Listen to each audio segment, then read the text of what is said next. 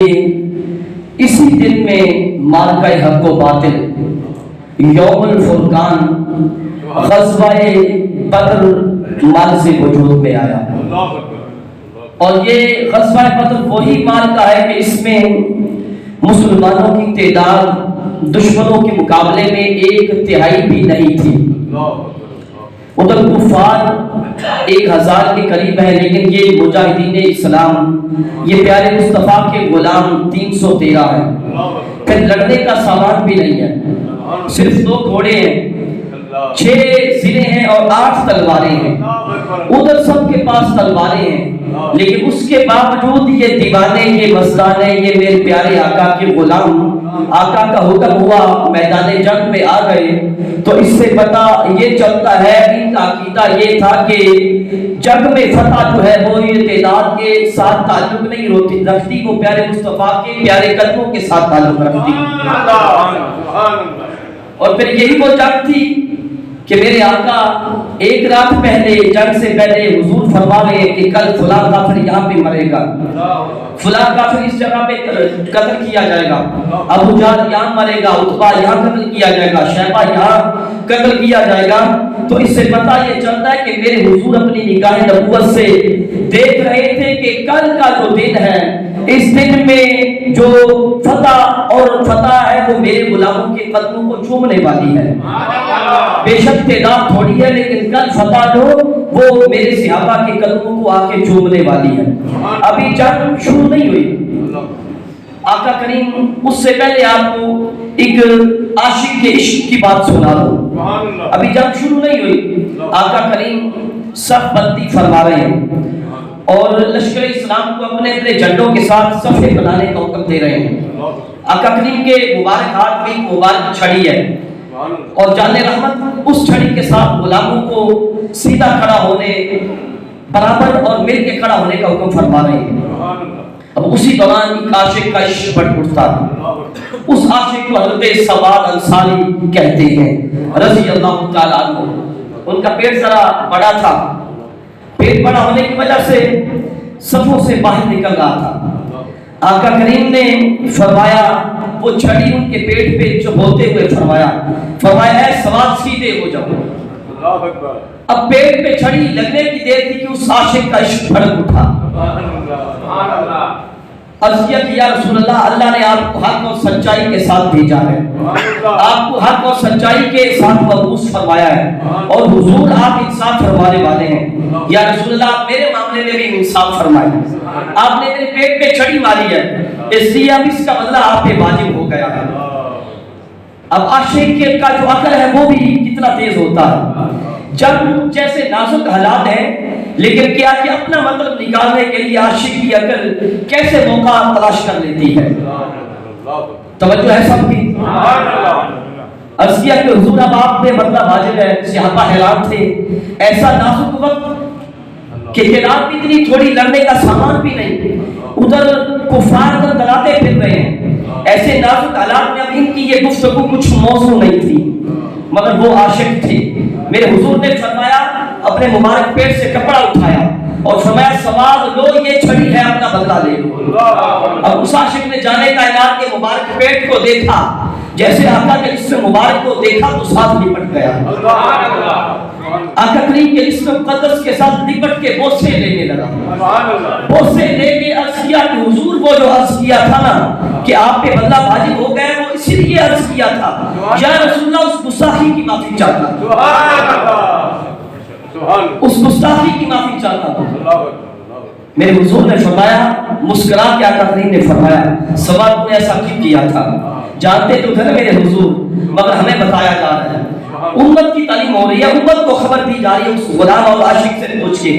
عرض کہ یا رسول اللہ، جنگ کا موقع ہے، جنگ کی تیاری ہو رہی ہے، اور آرزو شہادت بھی دل میں ہے، دل میں شہادت کی طلب بھی ہے، اس لیے میں چاہتا تھا کہ آخری وقت آپ کے جسم مقدس کے ساتھ میرا جسم مسح ہو جائے، آپ کے جسم مقدس کے ساتھ میرا جسم لگ جائے، تاکہ آگ سے میرا بچنا یقینی بن جائے۔ تکبیر،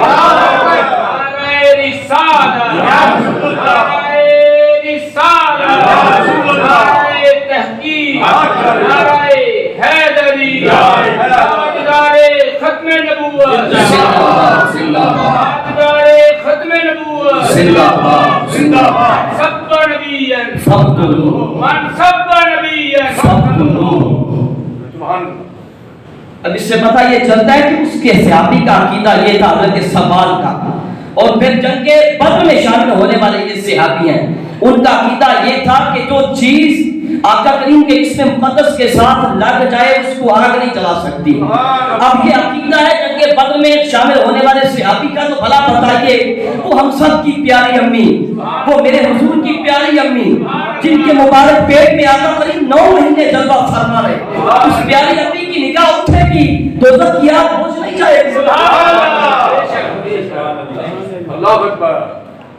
اب جنگ کا آغاز ہوا، آقا کے غلام دادے شجاع دے رہے حضرت عکاشہ بن محسن رضی اللہ تعالیٰ عنہ کی تلوار کسی کافر کی سرہ پہ لگی ٹوٹ گئی، بڑے پریشان ہوئے، میرے حضور دیکھ رہے تھے غلام کو، تلوار ٹوٹی، آقا کریم نے مختار کل محبوب نے میرے پیارے حضور نے ایک چھڑی عطا فرمائی، غلام کو لکڑی عطا فرمائی، فرمایا جاؤ اس کے ساتھ لڑو۔ اب وہ تھی چھڑی مگر پیارے مصطفیٰ نے اس کو بہترین تلوار بنا دیا، ان کے ہاتھ میں کون سی بہترین تلوار ہو گئی، اور پھر حضرت عکاشہ نے اسی تلوار کے ساتھ معاویہ بن قیس کو قتل کیا، اور پھر ہمیشہ اس کے ساتھ آپ جنگوں میں لڑتے رہے، وہ ساری زندگی آپ کے پاس رہی، اس کا نام ہی آپ نے اون یعنی نصرت و مدد رکھ دیا۔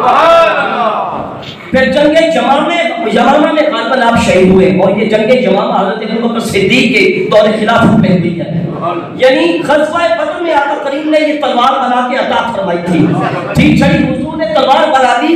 جنگ بدر میں اسلام کی سب سے پہلی جنگ ہے، اس میں یہ عطا فرمائی تھی، آقا کریم کی ساری ظاہری حیات مبارکہ میں ان کے پاس رہی ہے، یہ کہیں گئی نہیں، ان کے ساتھ وہ جنگیں لڑتے رہے اور کفار کو واسطے جہنم کرتے رہے۔ اور اسی طرح حضرت اسی غزوہ بدر میں حضرت خبیب رضی اللہ تعالی عنہ اپنا امیہ بن خلف جو تھا اس نے حملہ کیا تو ان کا کندھا جو تھا اس کا ہاتھ کندھے سے جدا ہو گیا، حضرت خبیب رضی اللہ تعالی عنہ کا وہ ہاتھ اٹھا کے حضور کی بارگاہ میں لائے، میرے آقا نے مختار کل محبوب نے دست مبارک کو ید اللہ والا پیارا ہاتھ اس کے ساتھ کندھے کو وہاں پہ لگا دیا، اس کو درست فرما دیا، ٹھیک فرما دیا، اور ایسا ٹھیک فرمایا کہ زخم کا نشان نظر نہیں آتا، اور اس بازو میں کوئی تکلیف بھی نہیں ہوتی تھی۔ اسی طرح ایک اور صحابی حضرت قتادہ بن نعمان رضی اللہ تعالیٰ عنہ، نہ جانے کیا چیز لگی تھی آنکھ میں، آنکھ کا ٹھیلا نکل کے لٹک گیا، اب سخت تکلیف ہوئی، ساتھیوں نے کاٹ دینے کا ارادہ کیا مگر کسی نے یہ کہا کہ آقا کریم کے مشورے کے بغیر، اجازت کے بغیر کوئی بھی کام مناسب نہیں ہے۔ اسی طرح حضرت قتادہ بن نعمان کو حضور کی بارگاہ میں حاضر کیا گیا، آقا کی کچہری میں ان کو لایا گیا، میرے حضور نے پیارے ہاتھ سے ٹھیلا اندر رکھ دیا۔ اب کہتے ہیں صحابہ کہ وہ کوئی یہ کہہ نہیں سکتا تھا کہ صاحب کو کچھ ہوا ہے۔ اب پھر اس جنگ میں کیا ہوا؟ المختصر، بے شک تعداد تھوڑی تھی، پہلے میں عرض کر چکا ہوں، کیونکہ جو فتح تھی وہ تعداد کے ساتھ متعلق نہیں تھی، میرے حضور کے پیارے قدموں کے ساتھ متعلق تھی۔ اب اللہ تعالیٰ نے حضور کے پاک جوڑوں کا صدقہ حضور کی رضا کے لیے حضور کے غلاموں کو شاندار فتح عطا فرمائی، اور کفار کو شکست فاتح کا منہ دیکھنا پڑا، اور ایسی شکست ہوئی کہ یہ کفار باتیں کر کر کے لرزہ کرتے تھے، اپنی اکثر مجلسوں میں اس جنگ کا ذکر کرتے تھے، اس غزوے کی باتیں کیا کرتے تھے، اور ان کے جن کے وہ عیسیٰ و اقربا قتل ہو گئے تھے ان کی باتیں کرتے، اور جو قیدی ہو گئے تھے ان کی باتیں کیا کرتے تھے۔ اب انہی لوگوں میں ایک عمیر بن وہب بھی تھا، اس کا بیٹا بھی وہاں غزوہ بدر میں قید ہو گیا تھا اور مدینہ پاک میں قید تھا۔ ایک دن صفوان اور عمیر بن وہب بیٹھے ہیں، صفوان کہتا ہے کہ میرے جو باپ دادا اور دوسرے میرے رشتہ دار جس پہ غلطی کے ساتھ غزوہ بدر میں شہید ہوئے ہیں، جب ان کو یاد کرتا ہوں، جب خیال آتا ہے تو لرز جاتا ہوں، اور اب تو زندگی میں کوئی مزہ ہی باقی نہیں رہا۔ عمیر کہتا ہے کہ میرا بھی یہی حال ہے، اور سب سے پریشان میرے لیے پریشان اور بات یہ ہے کہ میرا بیٹا مدینے میں قید ہے وہاں پہ عمیر، اور نہ جانے اس کا کیا حال ہوگا، اور ساتھ کہنے لگا کہ جسارت کر کے کہنے لگا کہ میں تو یہ چاہتا ہوں کہ مدینہ جاؤں اور محمد بن عبداللہ کا سر اتار کے لے آؤں. العیاذ باللہ معاذ اللہ استغفر اللہ العظیم. کہتا ہے کیونکہ میں سنا ہے کہ وہ مدینہ کی گلیوں میں گھومتے رہتے ہیں, اس لیے یہ کام آسان ہے, اس لیے میرا دل تو یہ چاہتا ہے. اب صفوان بولا پھر کرتے کیوں نہیں, دیر کیوں کرتے ہیں, جاؤ مکہ والوں کا دل ٹھنڈا کرو, عزت بھی بڑی پاؤ گے, عزت بھی بڑی ملے گی. مگر عمیر بن وہب کہتا ہے کہ کیونکہ مجبوری یہ ہے کہ پیچھے میرے بیوی بچوں کا خیال کون کرے گا, ان کی نگرانی کون کرے گا, ان کے کھانے پینے کا بندوبست کون کرے گا, اور یہ ہے کہ قرضہ بھی بہت ہے. مگر صفوان کہتا ہے کہ یہ میں ذمہ لیتا ہوں, تیرے بیوی بچوں کا کھانے پینے کا انتظام بھی کروں گا, خرچہ بھی ادا کر دوں گا, ان کی نگرانی بھی کروں گا, بلکہ اپنا سواری بھی سفر کے لیے دے دیتا ہوں. اب کیا ہوا, عمیر بن وہب سواری پہ سوار ہو کے مدینہ پاک آتا ہے. ایک دن تلوار لیے مسجد نبوی کے دروازے میں بیٹھا, اور میرے حضور کے غلام اور میرے حضور کے وہ جلال غلام حضرت عمر بن خطاب رضی اللہ تعالیٰ عنہ, آپ نے دیکھا کہ بیٹھا ہوا عمیر بن وہب تلوار لیے مسجد کے دروازے پہ. آپ نے فرمایا یہ عمیر بن وہب ہے, اس کو تو میں نے غزوہ بدر میں چیختے ہوئے چلاتے ہوئے سنا تھا کہ یہ اپنے ساتھیوں کو جنگ کے پہ اٹھا رہا تھا اور ہمارے خلاف بےہودہ کوئی کر رہا تھا, یہ آج بدبخت ادھر کیوں بیٹھا ہوا ہے. اب آپ کا جلال آپ نے گردن دبوچی اس کی, لا کے حضور کی بات ہم پیش کریں. اور فرمایا حضور یہ عمیر بن وہب ہے, یہ مسجد کے دروازے میں بیٹھا ہوا تھا, نہ جانے کیوں بیٹھا ہوا تھا. وہ میرے آقا جو فرش و عرش پہ دیکھنے والے محبوب, نگاہ ڈالی عمیر بن وہب پہ, فرمایا میں اس کو چھوڑ دو, اس کو توجہ ہے نا سب کی, اس کو چھوڑ دو. اور عمیر کو فرمایا عمیر قریب آ جاؤ, یہاں آ جاؤ, آج یہاں آ کے بیٹھو. مگر حضرت عمر بن خطاب فرماتے صحابہ کو فرماتے کہ دھیان رکھنا, قریب ہو جاؤ تم بھی, کہیں یہ خبیث حملہ نہ کرتے حضور پہ. میرے حضور نے فرمایا عمیر بن وہب کو, عمیر بتا کیا ارادہ لے کے آیا تھا مدینے, کیا ارادہ رکھتا ہے, کیوں آیا تھا. کہتا ہے اے محمد صلی اللہ علیہ وسلم اپنے بیٹے کو رہا کروانے کے لیے آیا. میرے حضور نے فرمایا پھر یہ تلوار کیوں اتاری ہوئی تھی, کہ یہ بس ویسے ہی یاد ہے کیونکہ غزوہ بدر میں ہماری تلواروں نے کون سا کمال کیا تھا کہ اب یہ کسی کام آئے گی, اس لیے ویسے ہی یاد نہیں. مگر میرے حضور نے فرمایا بتا یا میں بتاؤں. آقا کریم نے فرمایا بتا کہ محرم کعبہ میں صفوان کے ساتھ کیا گفتگو ہوئی تھی, اور صفوان نے تیرے ساتھ کیا وعدہ کیا تھا. ابو حقہ بکا کہنے لگا کہ اے محمد صلی اللہ علیہ وسلم یہ ہماری گفتگو کو کوئی تیسرا بندہ نہیں جانتا, کیونکہ ہمارے پاس کوئی تیسرا تھا ہی نہیں. میں جانتا ہوں یہ صفوان جانتا ہے, کوئی اور نہیں جانتا. میرے حضور نے فرمایا کہ وہاں کوئی تیسرا بھی تھا, کوئی تیسرا بھی ہے اس کو جاننے والا. کہا وہ کون ہے, کہا وہ رب کعبہ ہے, وہ رب کعبہ ہے جس کی تم قسمیں کھاتے ہو, جس نے مجھے رسول برحق بنا کے بھیجا. اور پھر وہ صرف دو بندوں کی پوشیدہ گفتگو نہیں, وہ ہر بندے کے دل کی باتوں کو بھی جانتا ہے. عمیر کہتا ہے عمیر بن وہب کہ اے محمد صلی اللہ علیہ وسلم اچھا یہ بتائیں کہ آپ کو کس نے بتایا ہے. میرے حضور نے فرمایا وہ میرا رب مجھے ہر بات بتاتا رہتا ہے, کیونکہ اس نے مجھے اپنا رسول بنا کے بھیجا ہے. اب وہی عمیر بن وہب جو آیا تھا شہید کرنے کے لیے, اب کہتا ہے کہ اشہد ان لا الہ الا اللہ واشہد ان محمدا عبدہ ورسولہ, کلمہ پڑھ کے میرے حضور کا غلام بن جاتا ہے.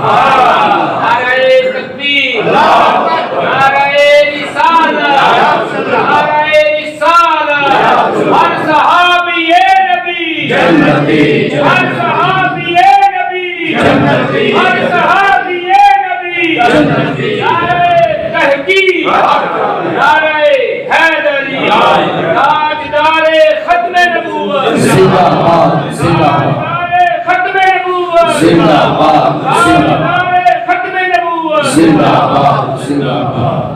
کلمہ پڑھ کے حضور کا غلام بن جاتا ہے. صحابہ نعرہ بلند کرتے ہیں, اس کو گلے سے لگا لیتے ہیں, سینے سے لگا لیتے ہیں. میرے حضور کے عاشق صادق حضرت عمر بن خطاب رضی اللہ تعالیٰ عنہ فرماتے ہیں عمیر ابھی چند لمحے تو میرے نزدیک خنزیر سے بھی بدتر تھا, لیکن اب تو میرا قابل احترام بھائی بن گیا اور میرا سب کچھ تیرے لیے حاضر ہے. آقا کریم نے فرمایا اپنے بھائی کو لے جاؤ, اس کا ہر طرح خیال کرو اور اس کے بیٹے کو بھی آزاد کر دو. بیٹا باپ عبید بھی آزاد کیا گیا, وہ بھی کلمہ پڑھ کے مشرف اسلام ہو گئے. اب چند دن دونوں باپ بیٹا مدینہ پاک میں رہے, حضور کی خدمت میں رہے. چند دنوں کے بعد اجازت لے کے مکہ پاک تشریف لائے. اب حضور کے غلام بن چکے تھے. اب وہی عمیر بن وہب کو حضور کو نقصان پہنچانے کے لیے گیا تھا. آقا کریم کو معاملہ شہید کرنے کے لیے گیا تھا. اب وہی دونوں باپ بیٹا سب کے ساتھ مقابلہ کر رہے ہیں. اب کافروں کا مقابلہ کر کے مصطفیٰ کا پیغام سنا رہے ہیں لوگوں کو. اب کیا ہوا؟ وہی عمیر بن وہب اس کی محنت سے